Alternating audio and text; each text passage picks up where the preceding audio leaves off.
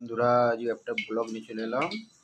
আজকে করব বটাটা বড়া, বোম্বের ফেমাস বড়া পাও। তেল গরম হচ্ছে, এখানে পাও এনে রেখেছি। দেখো পাও, বেসন বলেছি। বোম্বের পুরো বটাটা বড়া হবে আজ।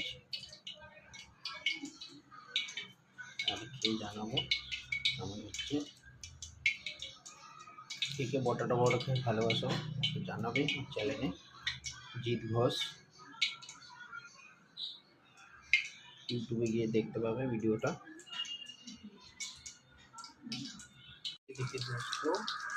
বড়া ছেড়ে দিচ্ছি তেলে, এটাকে ভাজছি। তো কড়াটা ছোটো বলে আমি দুটো দুটো করে ভাজছি। হালকা ডুবো তেলে ভাজতে হবে।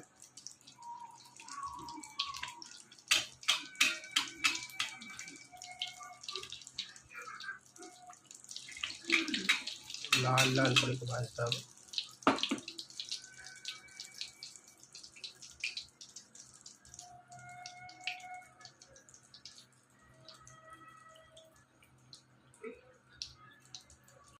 বড়াগুলো হয়ে গেছে, ফের আমি তুলবো। বড়া বানাতে গেলে কী কী মশলা দিতে হয়, বেশি কিছু মশলা দিতে হয় না এতে। আপনি যদি কেউ বাড়িতে ট্রাই করেন বড়া পাও বানাবো,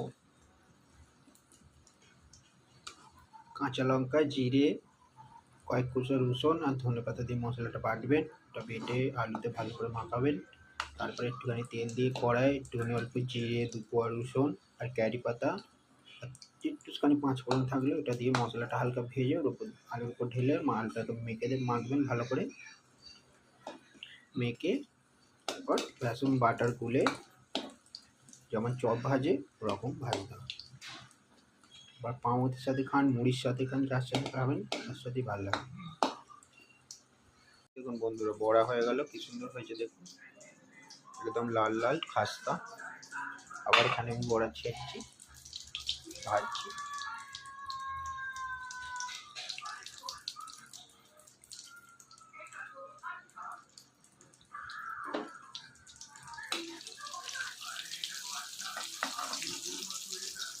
চিড়াগুলোকে তুলে দিতে হবে, চুমিয়ে গেলে অসুবিধা।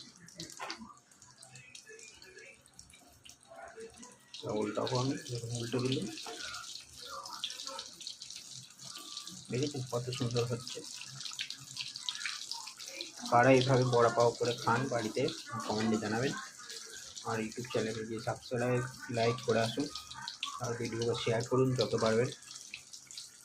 আজকের মেনু বড়া পাও, মুম্বাই কা বড়া পাও।